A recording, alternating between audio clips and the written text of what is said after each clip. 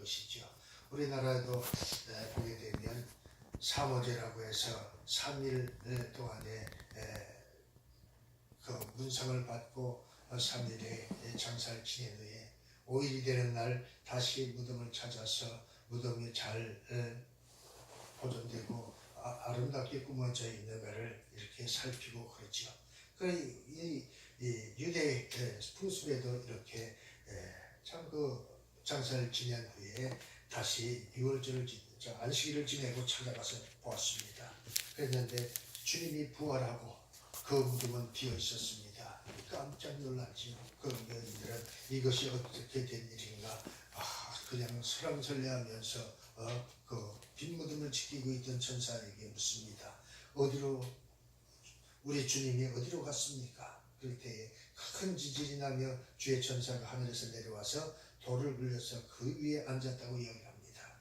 그 형상이 번개 같고 그 옷은 눈같이 희거늘.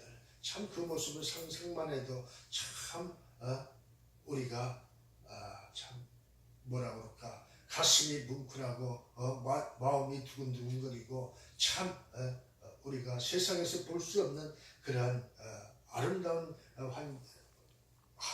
모습이 아니었을까 이렇게 생각을 해봅니다. 그렇습니다. 그런데 수직한 전자들이 죄를 무서워해 떨며 죽은 사람과 같이 되었더라. 그 무덤을 지키던 군사들이 떨면서 죽은 사람과 같이 되었더라고 이야기합니다. 왜 그렇습니까? 그 많은 군사들이 그 무덤을 지키고 있는데 이 천사가 와서 한 말 한 말 말씀을 전할 때에 그 모습이 얼마나 황홀했으면 자신들이 여지껏 참 모시던 그러한 그들의 상관들과는 비교할 수 없는 위엄이 있었던 것이죠. 그리고 또 자신들이 지키고 있던 무덤이 이제 비어있다는 것을 보면서 얼마나 두려웠을까 하는 생각을 해보는 것입니다. 그때 말씀합니다. 천사가 여자들에게 일러가로되 너희는 무서워 말라. 십자가에 못 박히신 예수를 너희가 찾는 줄을 내가 아노라. 십자가에 못 박힌 예수를 찾아왔다는 것을 이 천사가 알고 이야기하고 있다고 말합니다. 그러면서 그가 이야기를 합니다. 그가 여기 계시지 않고 그 말씀하시던 대로 살아나셨느니라. 와서 그의 누우셨던 것을 보라. 또 빨리 가서 그의 제자들에게 이르되 그가 죽은 자 가운데서 살아나셨고 너희보다 먼저 갈릴리로 가시나니 거기서 너희가 배우리라 하라. 보라 내가 너희에게 일렀느니라 하거늘. 참 놀라운 반전이 일어납니다. 예수님은 그 무덤에 있지 아니하고 부활하셨다고 이야기합니다. 다시 살아나셨다고 이야기합니다. 이 말씀을 통해서 오늘 우리가 부활의 신앙을 가지면 어떠한 일들이 일어나는가를 생각하면서 오늘 우리 안에 부활의 신앙이 충만하시기를 주님의 이름으로 축복합니다. 오늘 이 말씀을 통해서 볼 때에 다시는 어두운 생활을 하지 않는다고 말씀하는 것을 보게 됩니다. 에베소서 5장 8절에 보면 너희가 전에는 어둠이더니 이제는 주 안에서 빛이라. 빛의 자녀들처럼 행하라. 그렇습니다. 오늘 우리가 예수님의 부활을 통해서 우리가 그 부활의 신앙이 우리의 신앙이 될 때에 그 부활의 능력이 오늘 우리에게 임함으로 우리가 담대해질 수가 있다는 것입니다. 그래서 어두움의 자식들이 무엇입니까? 그 죄 가운데 살아가던 사람 생활을 이야기를 합니다. 그러던 자들이 어디에 있느냐? 이제 빛의 자녀가 되어서 빛 가운데서 행한다고 이야기를 합니다. 주님처럼 행한다고 말씀을 하고 있는 것을 보게 됩니다. 오늘 우리는 부활의 신앙을 가지어서 과거의 그 어두웠던 암흑한 그 사단 마귀의 노예에 있어 자유하는 자 하나님의 자녀들이 되시기를 주님의 이름으로 축복합니다. 아멘. 빛 대신 예수를 따르는 자는 어두움에 거하지 않습니다. 그 참 소위 말하는 어둠의 세력들은 그 밤에 모여서 그 각종 모략을 꾸미고 강절도를 하고 타락하고 음란에 빠지고 하는 것들을 보게 됩니다. 그런데 예수를 만나고 부활의 신앙이 임하면 요한복음 8장 12절에 뭐라고 말씀하시는 거 아니에요?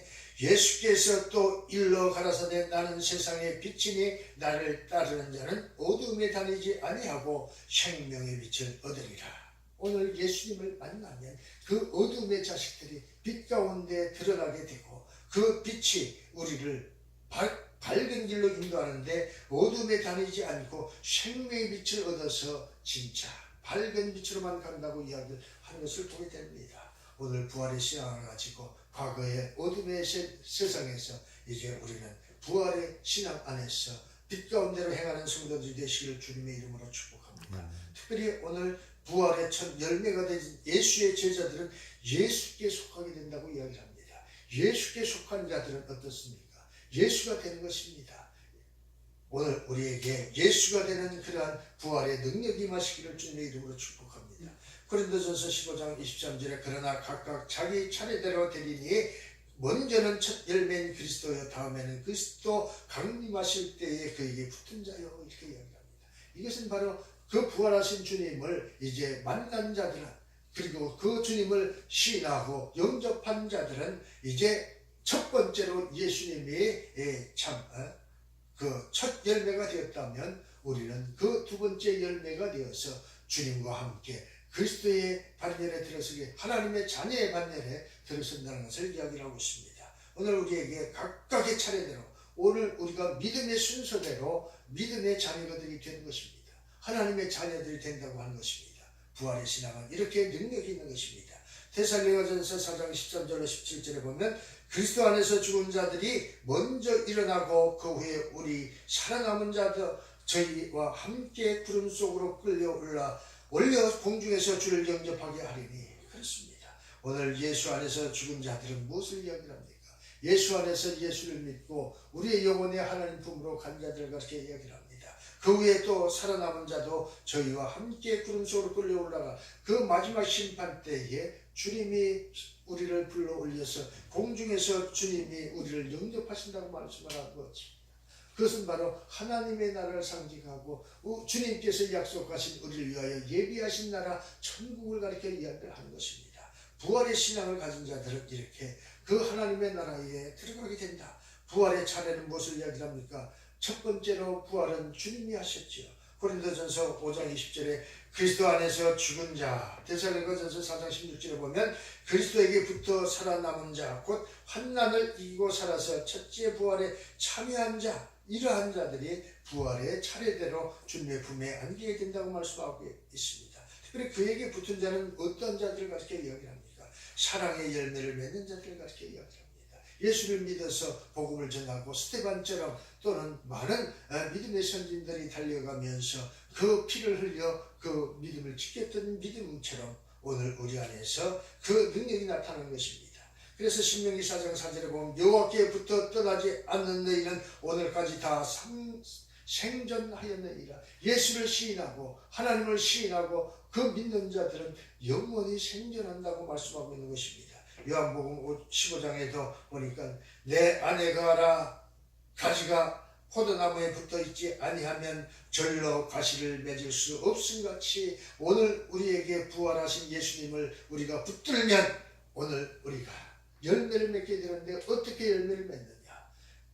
포도가 그저 열리는 것이 아니라 포도나무에 그 가지에 붙어 있어야만 열매를 맺듯이 예수 그리스도의 그 말씀 안에 그 생명 안에 복음 안에 붙어 있으면 우리가 열매를 맺는 그 포도나무처럼 하나님의 자녀가 되는 것을 이야기를 하고 있습니다. 오늘 우리 이 말씀을 통해서 진정으로 이 부활의 신앙을 통해서 우리가 열매 맺는 성도들이 되시길 주님의 이름으로 축복합니다. 아멘. 생육하고 번성하는 것이 하나님의 뜻이라고 했습니다. 생육하고 번성한다는 것은 열매를 맺는 것을 이야기합니다. 열매 맺는다는 것은 바로 우리가 받은 은혜대로 받은 은혜를 전파하는 것을 이야기합니다. 전파해서 다른 사람이 복을 받는 것을 이야기합니다. 오늘 우리에게 그러한 축복이 임하시기를 주님의 이름으로 축복합니다. 특별히 로마서 13장 11절에 보면 또한 너희가 이 시기를 알거니와 자다가 깰 때가 벌써 되었으니 이는 이제 우리의 구원이 처음 믿을 때보다 가까웠음이니라.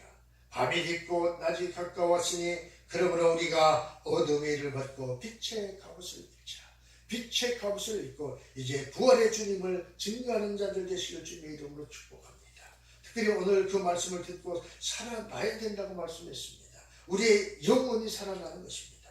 요한복음 5장 25절에 진실로 너희에게 이르노니 죽은 자들이 하나님의 아들의 음성을 들을 때가 오나니 곧 이때라. 듣는 자들은 살아나리라. 우리가 죄로 인해서 죽었던 자들이었습니다. 그런데 주님의 은혜로 그 음성을 들을 때 그 복음을 접했더니 오늘 우리가 예수 그리스도 은혜로 죄사함을 입고 구원을 얻은 것을 가르쳐 이야기를 합니다. 오늘 우리는 그 부활의 주님이 우리의 주님이요, 또 우리도 그 부활에 참여한 자들이 되어져야 될 줄로 믿습니다. 또 술 취하지 않고 성령 충만을 받는다고 했습니다. 부활의 신앙이 우리 안에 임하면 반드시 오늘 우리는 참 성령 충만한 자들이 되어진 줄 믿습니다. 에베소서 5장 18절에 하면 술 취하지 말라 이는 방탕한 것이니 오직 성령 충만을 입으라. 오늘 우리에게 과거에는 술 취하고 방탕하고 방종하고 음란하고 참 이루 말할 수 없는 그러한 범법자였지만 오늘 성령 충만한 은혜를 받고 부활의 신앙에 참여하는 자가 될 때에 우리는 살아나는 것이고 우리는 새 일을 할 수 있는 자들이 되어지는 것이고, 그래서 과거의 어두운 생활에서 벗어나서 빛 가운데로 걸어가게 됩니다. 에베소서 4장 24절입니다. 하나님을 따라 의와 진리의 거룩함으로 지으심을 받은 새 사람을 입으라. 새 사람을 입는 것입니다. 오늘 우리가 그냥 무슨 병원에 가서 성형수술해서 얼굴을 바꾸어서 새 사람을 입는 게 아니라 우리 안의 생각과 우리 안의 지혜와 우리 안에 그 말씀이 능력으로 새로워지는 것을 가르쳐 이야기를 합니다. 우리 안에 무엇을 품고 있었느냐에 따라서 그 생각이 능력으로 나타나는 것입니다. 악한 사탄 마귀의 종의 생각으로 가득 차 있으면 종의 생각으로 종의 열매를 맺지만 오늘 그리스도의 말씀 따라서 부활의 신앙을 힘입어서 우리가 죄에서 다시 살아났다, 죄는 죽고 우리 안에 영혼이 다시 살아났다고 하면 우리 안에서 그 생명의 복음이 우리를 새롭게 하는 것입니다. 그래서 새 사람을 입었다고 말씀하는 것입니다. 오늘 이야기합니다. 또 다시는 무기력한 생활을 하지 않게 된다고 말씀하고 있습니다. 생명이 넘쳐나는데 그 과거의 질병 때문에 고통당하고 사단 마귀에 씌어서 밤낮 그냥 울부짖고 그 악한 행동들을 할 때에 참 지력이 없어서 일도 할 수 없었습니다. 그런데 이야기합니다. 다시는 무기력한 생활을 하지 않게 된다고 이야기합니다. 필리포스 4장 13절에 보면 내게 능력 주시는 자 안에서 내가 모든 것을 할 수 있느니라. 아멘. 오늘 우리에게 하나님의 능력은 그 능력 안에서 능치 못함이 없는 것입니다. 그 예수께서 부활하신 그 능력은 우리를 무기력한 그러한 쓸모없는 인간이 아니라 이제 우리는 존귀한 자가 되어서 하나님 영광을 위하여 달려갈 수 있는 그런 능력의 사람들이 되어질 줄로 믿습니다. 그래서 마태복음 26장에 보면 저가 저주하며 맹세하여 가로되 내가 그 사람을 알지 못하노라 하니 달기 곧 울더라. 베드로는 어땠습니까? 부활의 주님을 만나지 못했습니다. 3년 동안이나 주님을 따라서 내가 주님을 위해서라면 목숨도 아끼지 않겠습니다. 이렇게 자부했습니다. 그리고 그 예수를 잡으러 왔던 그 병사들이 와서 포위할 때에 말고의 길을 잘라내면서 예수를 지키겠다고 호언했던 사람이었습니다. 그랬더니 그가 주님이 붙잡히는 모습을 보고 끌려가는 모습을 보고 그는 모든 것을 포기하고 내려놓았습니다. 그리고 그렇게 당당했던 베드로는 예수님을 부인합니다. 그렇습니다. 부활의 주님을 만나기 전에는 이렇게 무기력할 수밖에 없는 것입니다. 그런데 부활의 주님을 만나면 어떻게 변하느냐?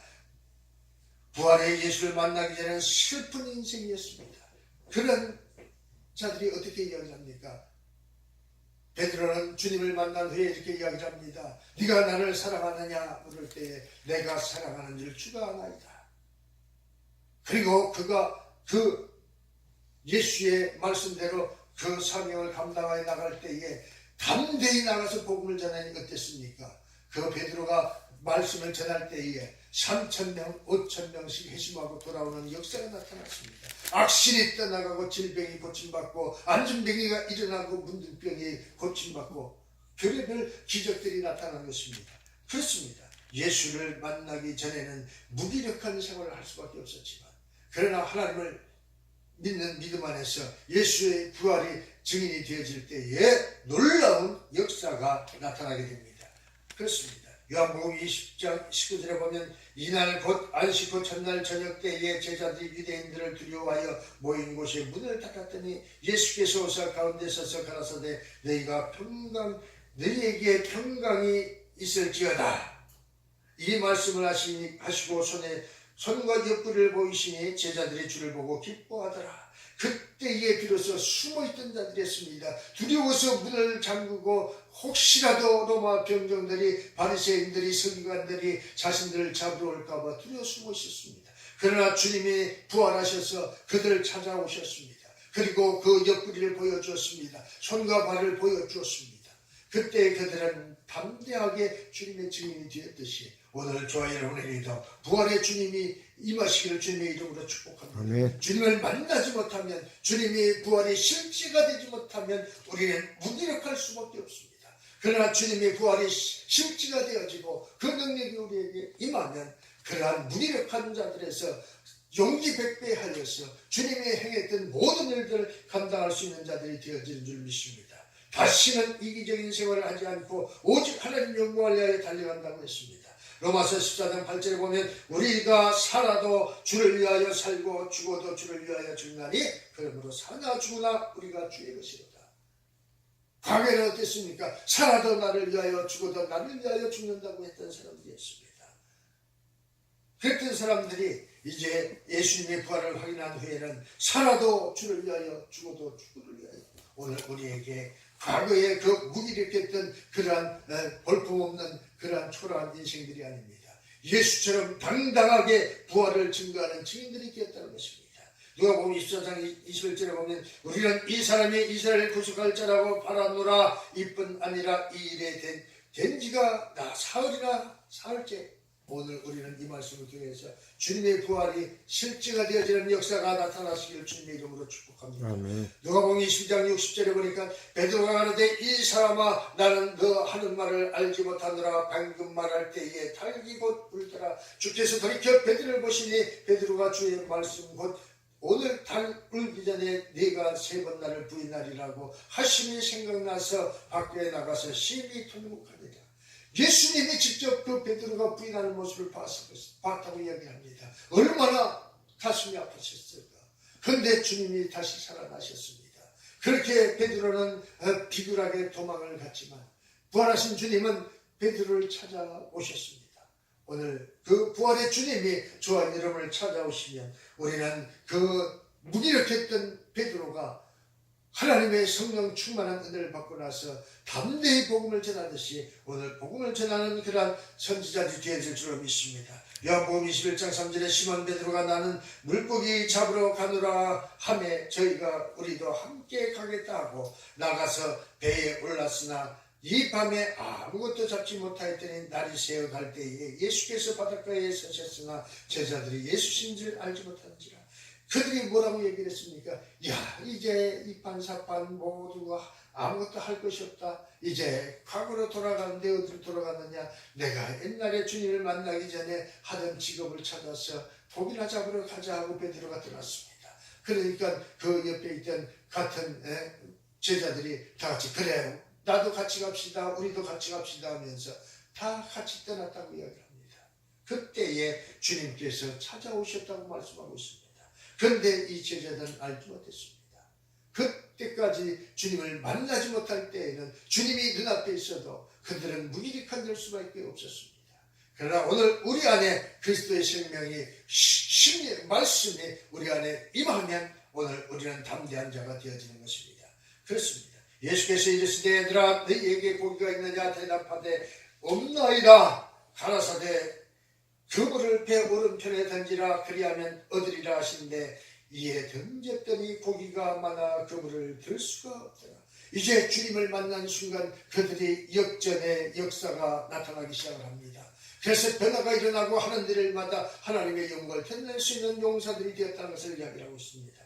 오늘 우리에게 그러한 부활의 증인들이 되시기를 주님의 이름으로 축복합니다. 그래서 베드로는 로마서 14장 8절에 보면 우리가 살아도 주를 위하여 살고 죽어도 주를 위하여 죽나니 그러므로 사나 죽으나 우리가 주의 것이로다. 오늘 우리는 주님께서 그 피값으로 사신 자들이 되었습니다. 그러면 과거에 우리는 그 악한 사탄 마귀의 것이었다면 이제 우리의 신분이 어떻게 되었느냐? 주님의 것이 되었다는 것입니다. 주님의 소유물이 되었다는 것입니다. 그런데 오늘 우리가 내 생각으로 살아갈 수가 있겠습니까? 과거의 그 사단 마귀의 생각대로 그들의 그 악한 마귀의 조종을 받아 살아갈 수가 있겠습니까? 오늘 우리는 주님의 뜻대로 살아가는 자들이 되어야 될 줄로 믿습니다. 부활의 주님이 오늘 우리의 부활의 증인들이 되어서 오늘 우리는 그 말씀대로 살아가는 자들이 되시길 주님의 이름으로 축복합니다. 사도행전 7장 60절에 보니까 무릎을 꿇고 크게 불러가는데 주여 이 죄를 저들에게 돌리지 마옵소서 이 말을 하고 자니라.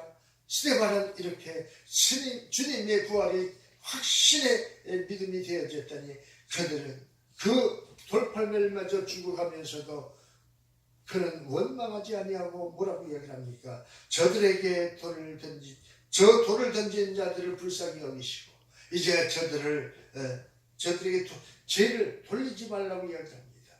그만큼 성축된 신앙과 원망하는 원망이 아니라 사랑으로 포용하는 믿음의 자세를 볼 수가 있는 것을 보게 됩니다. 우리는 작은 일에 발끈발끈하고 다투고 싸우고 그럴 때가 얼마나 많이 있습니까? 오늘 우리는 주님의 부활이 우리의 신앙이 되어지면 그 모든 것을 용서할 수가 있습니다. 자기 중심의 삶에서 주님과 이웃을 위한 바른 삶으로 변화되어지는 것입니다. 빌립보서 1장 20절에 보니까 나의 간절한 기대와 소망을 따라 아무 일에든지 부끄럽지 아니하고 오직 전과 같이 이제도 온전히 담대하여 살든지 죽든지 내 몸에서 그리스도가 존귀되게 하려 하나니 그리스도만이 높임을 받게 된 것입니다. 그리스도만이 존귀하게 되어지는 것입니다. 내가 나가서 복음을 전해서 무슨 전도가 이루어졌다? 그것이 아니라고 하는 것입니다. 주님께서 한 영혼을 붙여주셨다고 말하게 된다는 것을 이야기를 하고 있습니다. 내가 잘해서가 아니라 주님께서 주셔서 주님께서 우리에게 은혜를 주심으로 이러한 역사들이 나타난다고 내 중심에서 예수 중심으로 삶이 변화된다는 것입니다. 이는 내가 사는 것이 그리스도니 죽는 것도 유익함이니라. 오늘 우리가 사는 것은 그리스도가 사는 것입니다. 이미 나는 죽었습니다. 내 안에 그리스도가 사는 것입니다.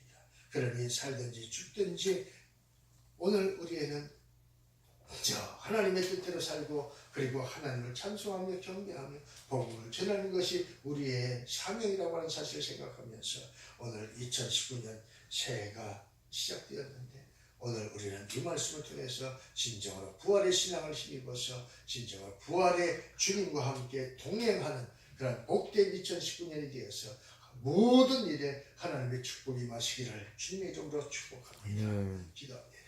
좋으신 하나님 참 감사합니다. 오늘도 아버지 하나님 자비 원천